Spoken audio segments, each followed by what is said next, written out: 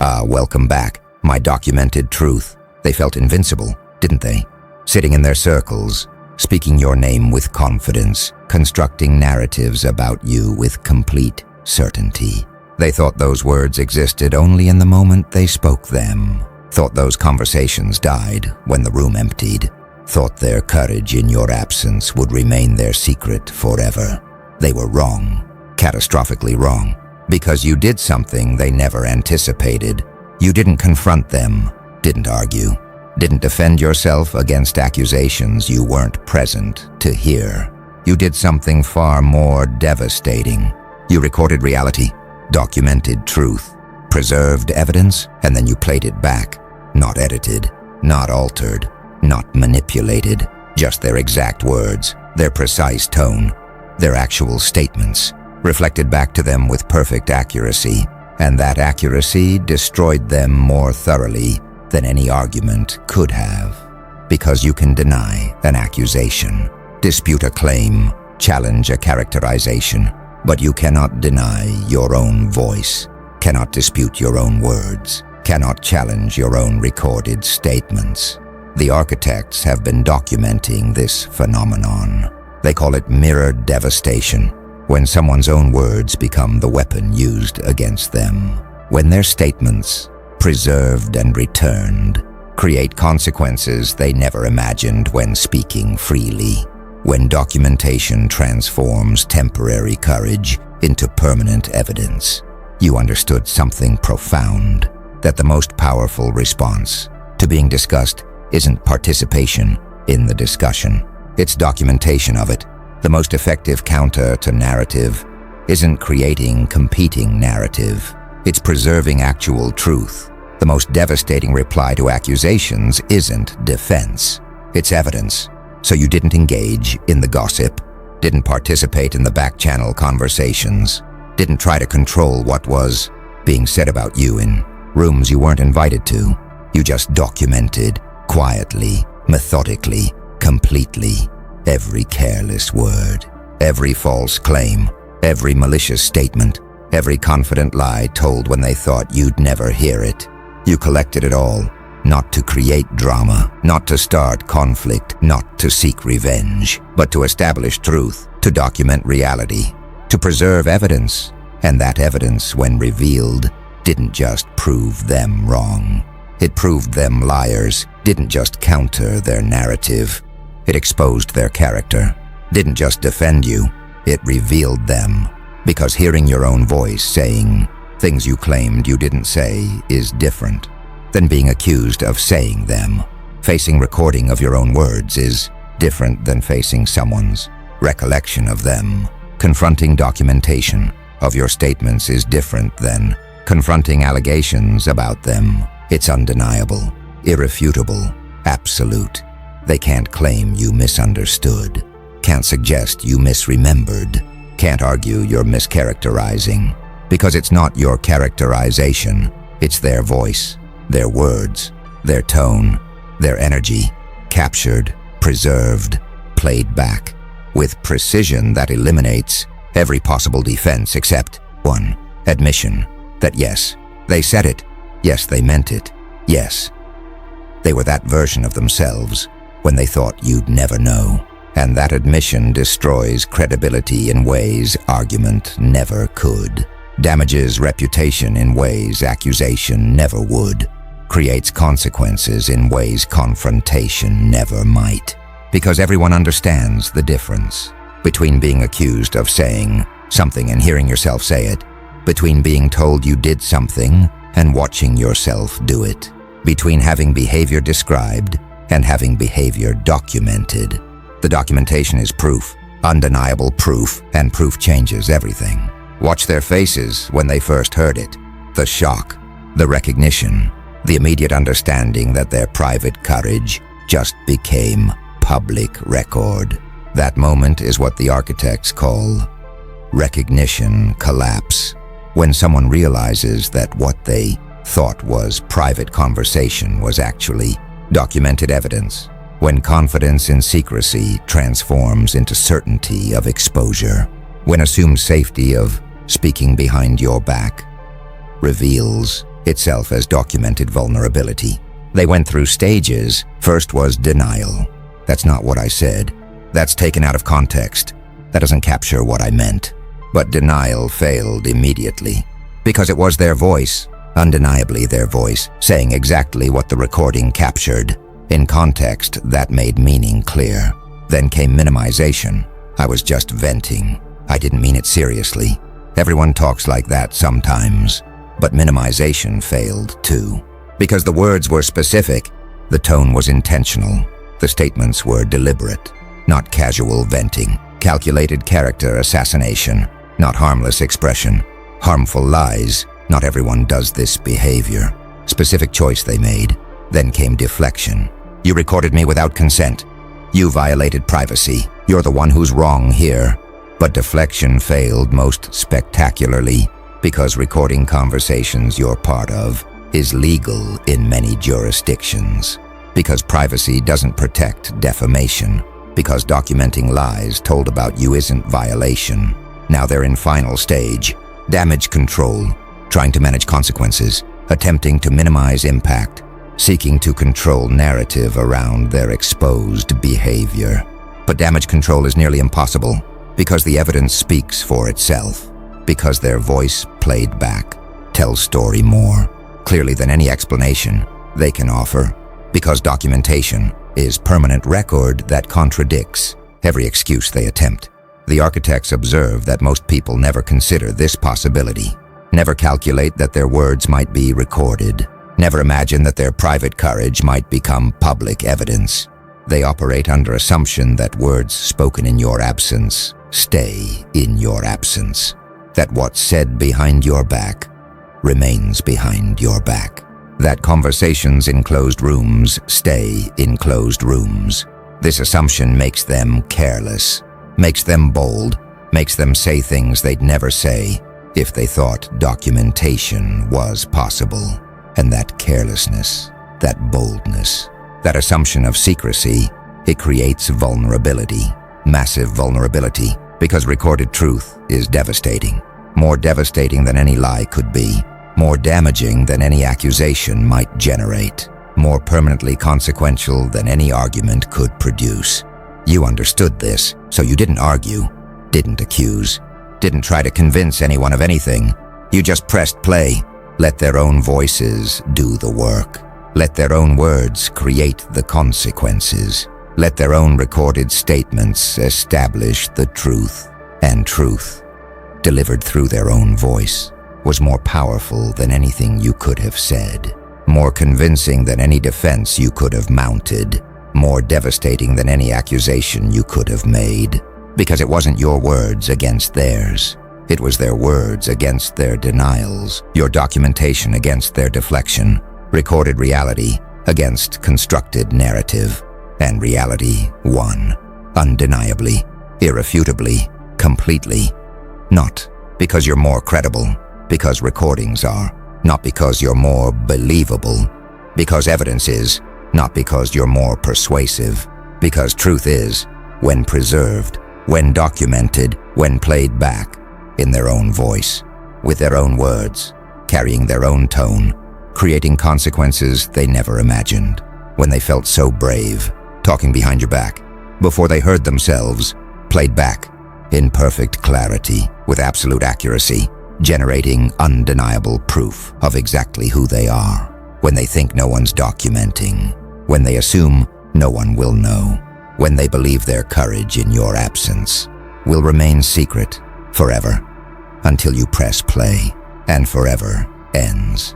Now the community is reacting, not to what you said about them, but to what they said about you, captured in their own voice, preserved in undeniable format, and that reaction is telling. The architects monitored these community responses carefully because they reveal much about collective values, about what behavior is actually tolerated versus what's claimed to be unacceptable, about who gets grace versus who faces consequences, and in this case, the reaction is clear. The community is disturbed, not by your documentation, by what the documentation revealed, not by your recording, by what the recording captured, not by your evidence, by what the evidence proved. This is significant Because it means their behavior crossed lines, said things that even those who might gossip wouldn't say, expressed malice that exceeds normal bounds.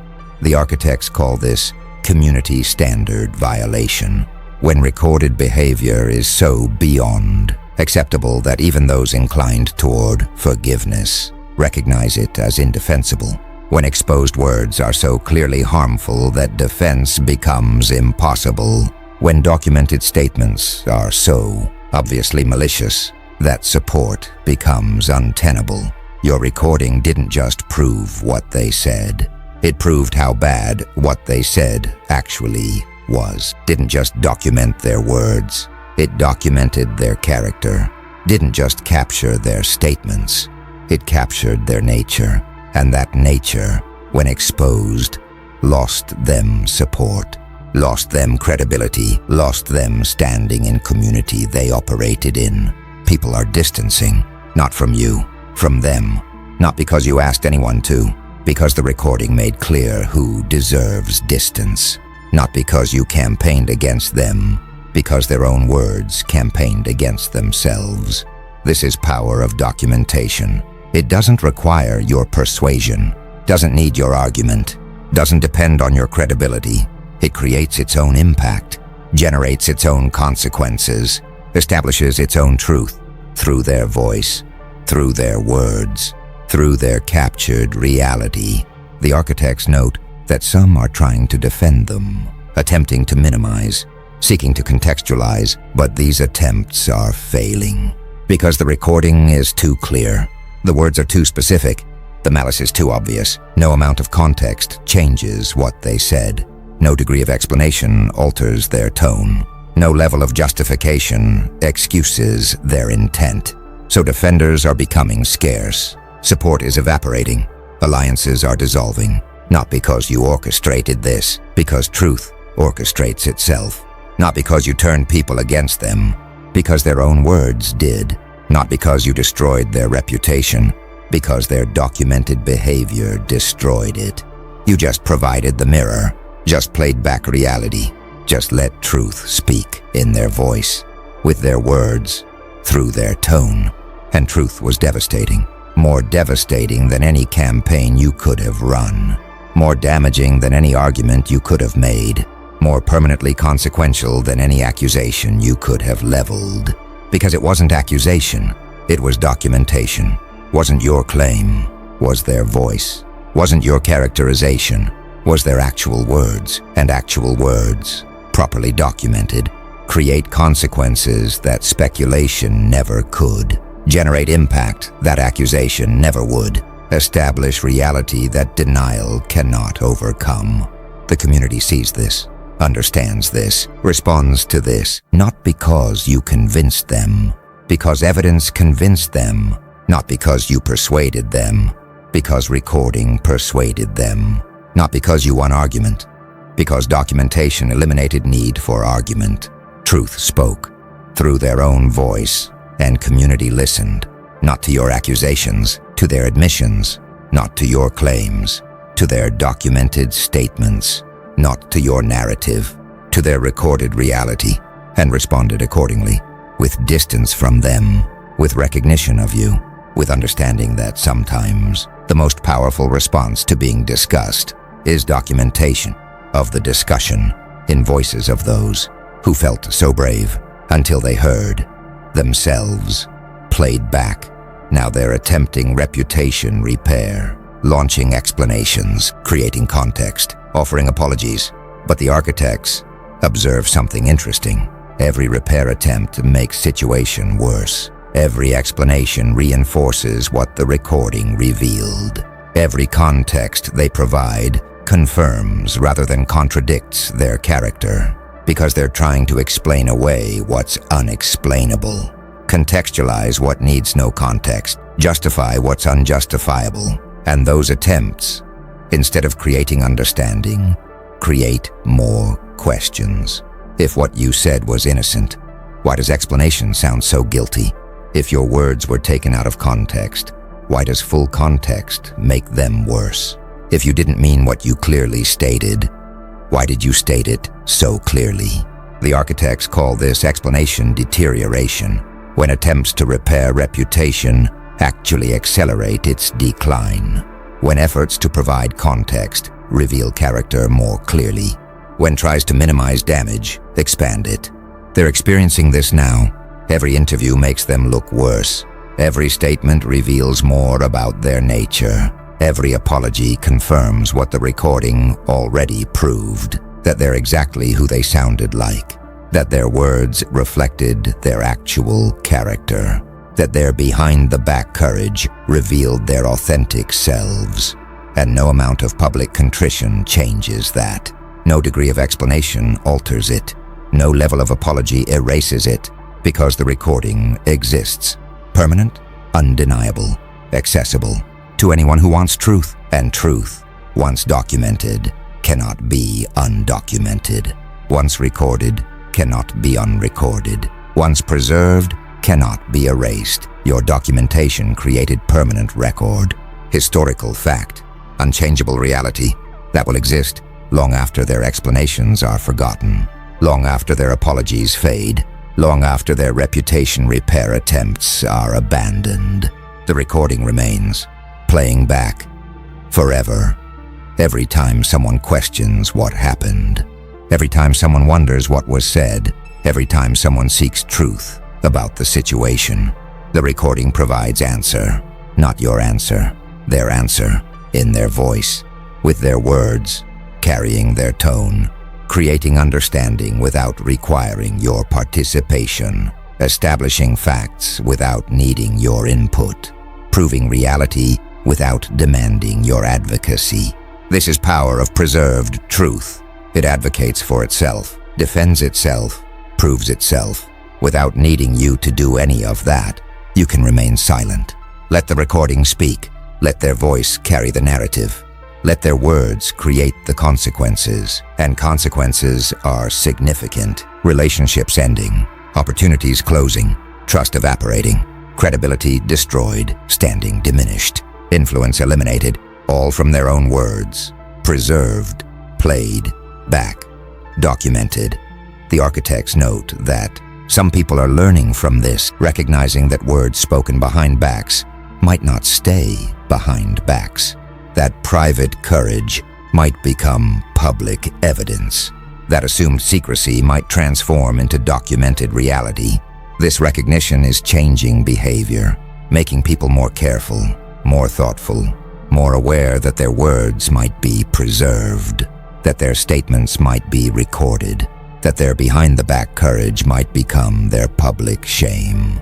You created this change, not through preaching, through documentation, not through teaching, through evidence, not through warning, through demonstration of what happens when words thought to be private become public record, when statements assumed to be forgotten become permanent evidence, when courage in absence becomes documentation in presence.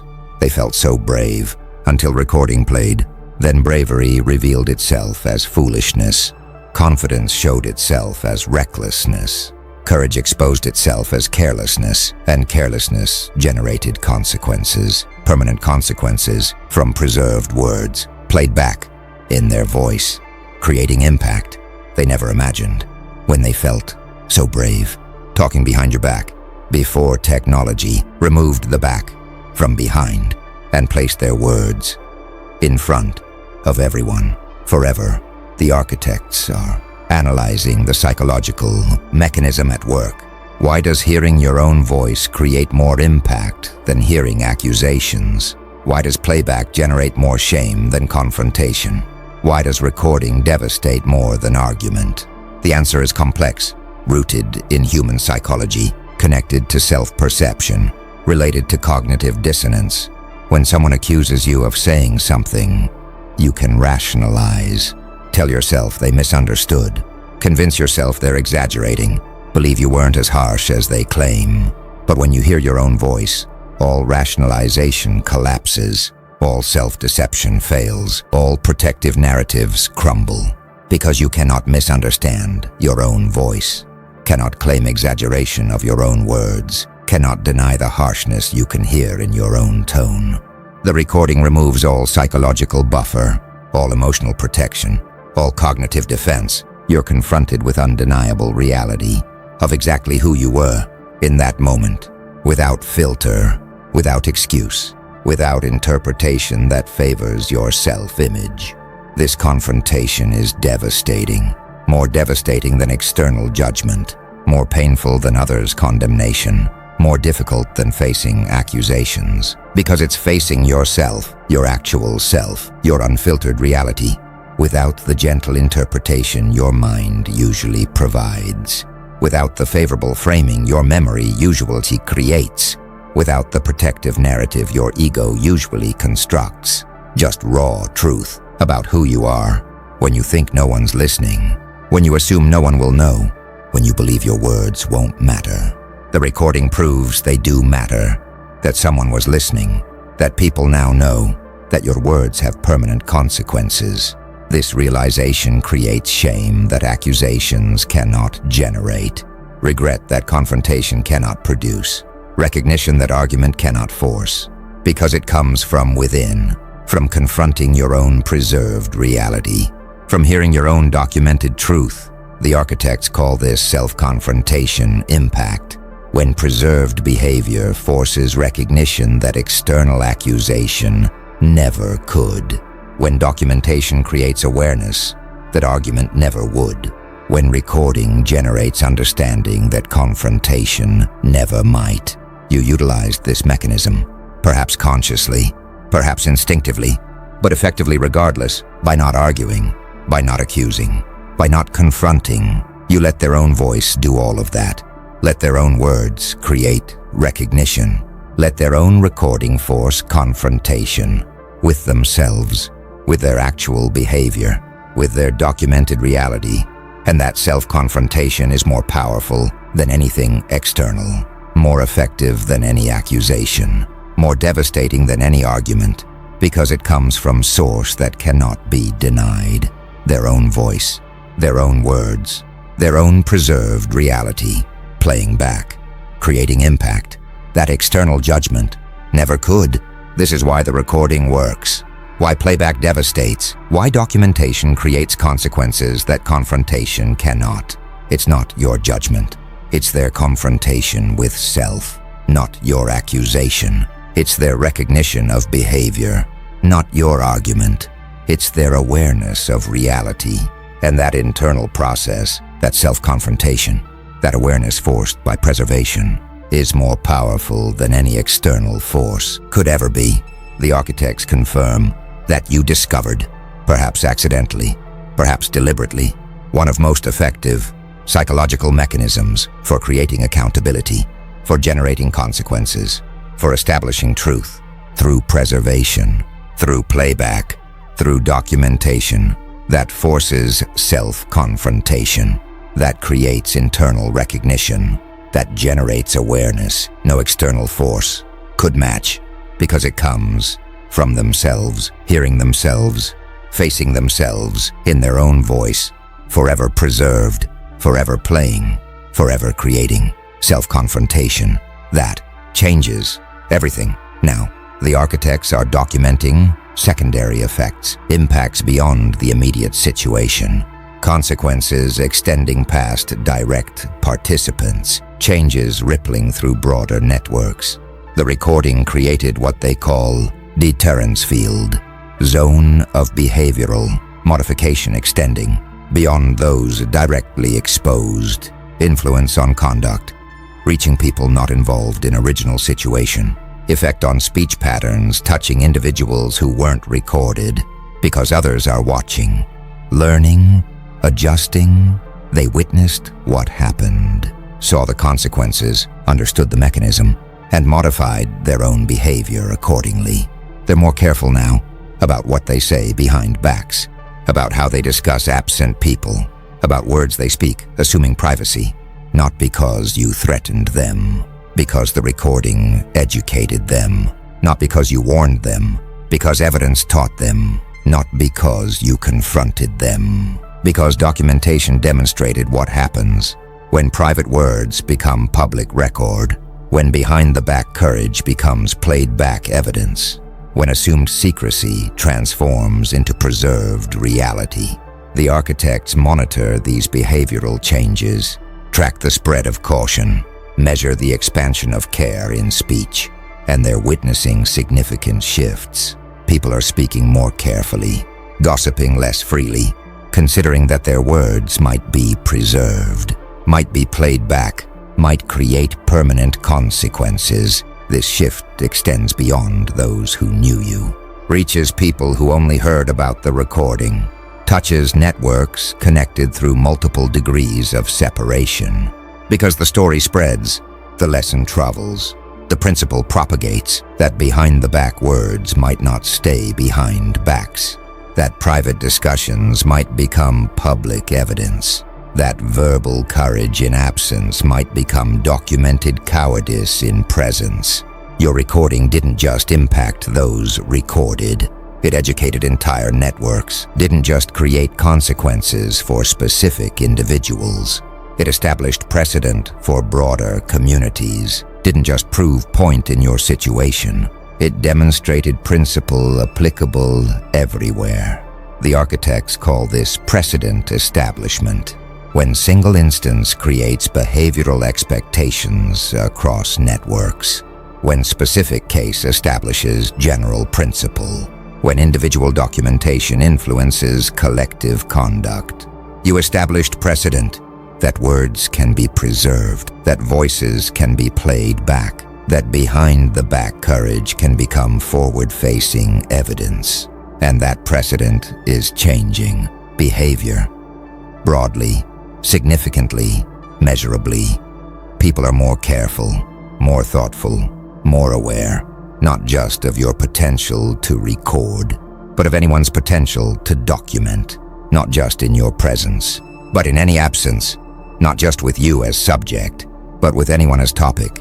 This broad behavioral change is perhaps your greatest impact, greater than consequences for specific individuals, more significant than justice in particular situation, more meaningful than vindication in personal case, because you changed culture, shifted norms, established new expectations about accountability for words, about consequences for gossip, about reality that speech behind backs might face documentation. The architects recognize this as rare achievement.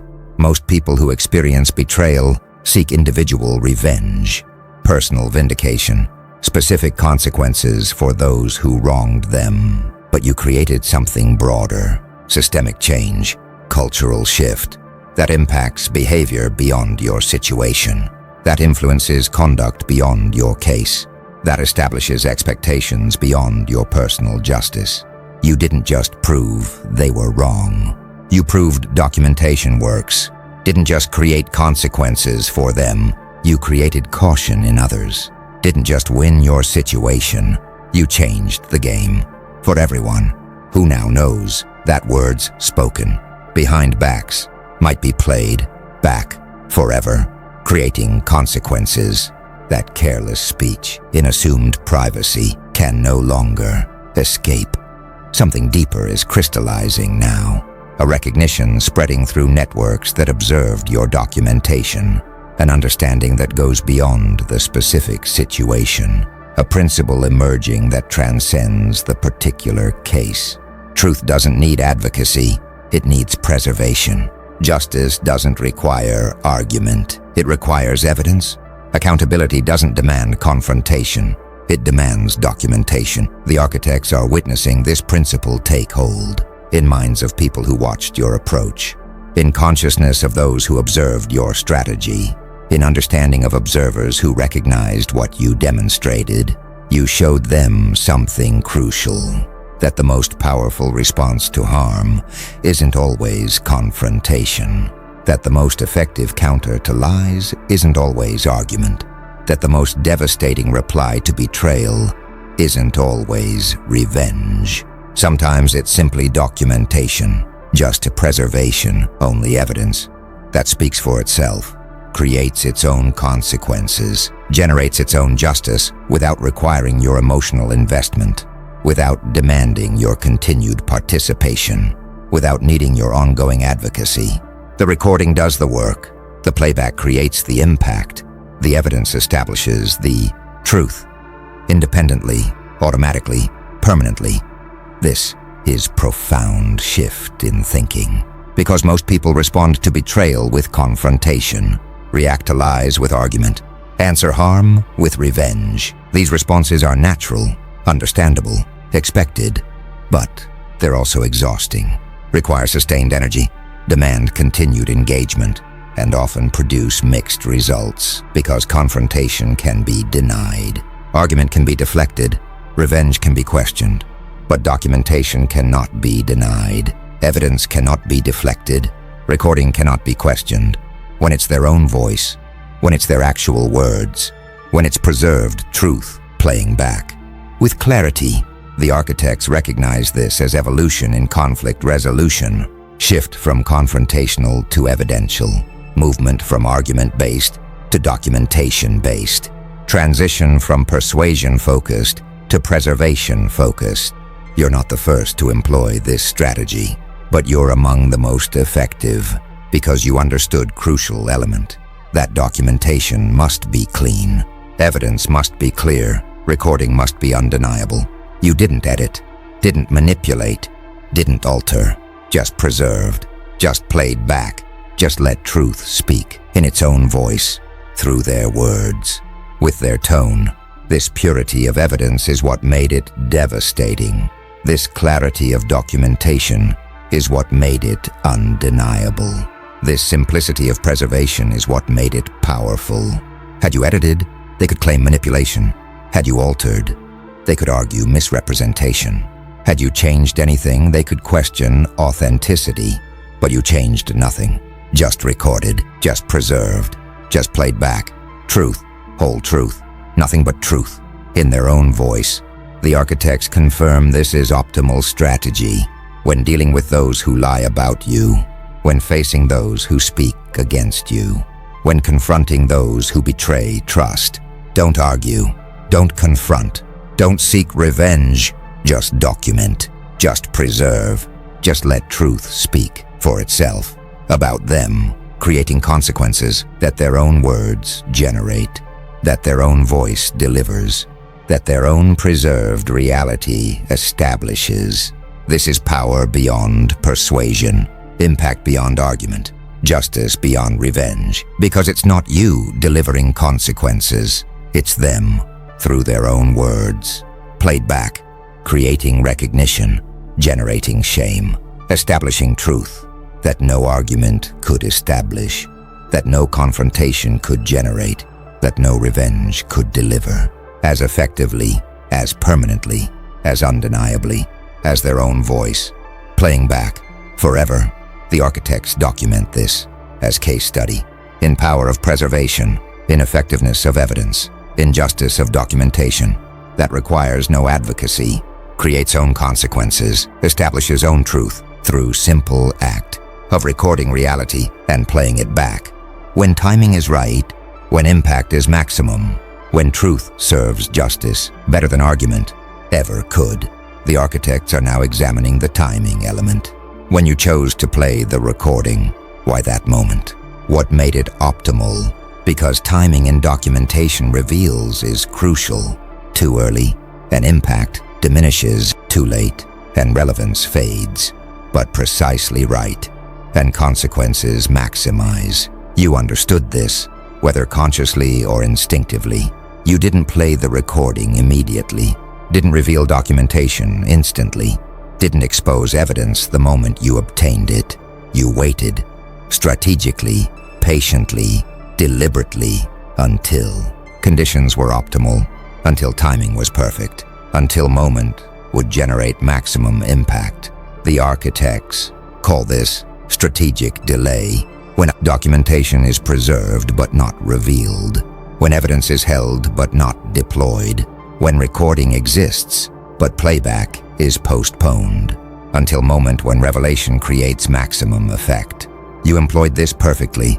You waited until they felt safe, until they believed their words had remained private, until they were confident no evidence existed, This confidence made them careless, made them bold, made them continue speaking, generating more evidence, creating more documentation, expanding the recording, from single incident to pattern, from isolated statement to consistent behavior, from one conversation to multiple confirmations. This expansion made evidence more powerful, made documentation more damaging, made recording more devastating, because it wasn't single mistake. It was pattern, wasn't isolated incident. It was consistent behavior, wasn't one conversation. It was repeated choice, and patterns are harder to excuse than incidents. Consistency is harder to dismiss than mistakes. Repeated choices are harder to justify than single moments. So your strategic delay didn't just create surprise. It created comprehensive documentation. Didn't just generate shock. It established pattern. Didn't just produce impact. It proved character. The architects confirm this timing was optimal. That waiting created conditions for maximum effect. That patience generated comprehensive evidence. That delay enabled devastating revelation. You could have played recording immediately, could have confronted them when first instance occurred, could have exposed evidence at earliest opportunity, but immediate revelation would have generated different response. They could claim it was momentary lapse, could argue it was isolated incident, could minimize it as single mistake, but pattern cannot be minimized. Consistency cannot be dismissed. Multiple instances cannot be excused as single lapse, or momentary mistake, or isolated incident. So your delay created undeniable evidence. Your patience generated irrefutable proof. Your timing established permanent record of who they actually are. Not who they claim to be, not who they present as, not who they perform as, but who they actually are. When they think no one's documenting, when they assume no one will know, when they believe their words won't matter. The recording proved they matter. The pattern confirmed their character. The timing maximized the impact, creating consequences that immediate revelation never could have generated. The architects study this timing as example of strategic patience, as demonstration of delayed revelation, as case study in optimal exposure. Because timing matters, in documentation reveals, in evidence deployment, in truth exposure. Too soon diminishes, too late reduces, but precisely right maximizes impact, consequences, justice, through patient preservation, strategic delay, optimal timing that creates conditions for maximum effect. When truth plays back at exactly right moment, in perfect timing, with optimal conditions for their own voice to destroy them more completely than immediate revelation ever could. The architects confirm your timing was perfect, your patience was strategic, your delay was optimal, creating impact, maximum impact from preserved truth, played back when timing was exactly right.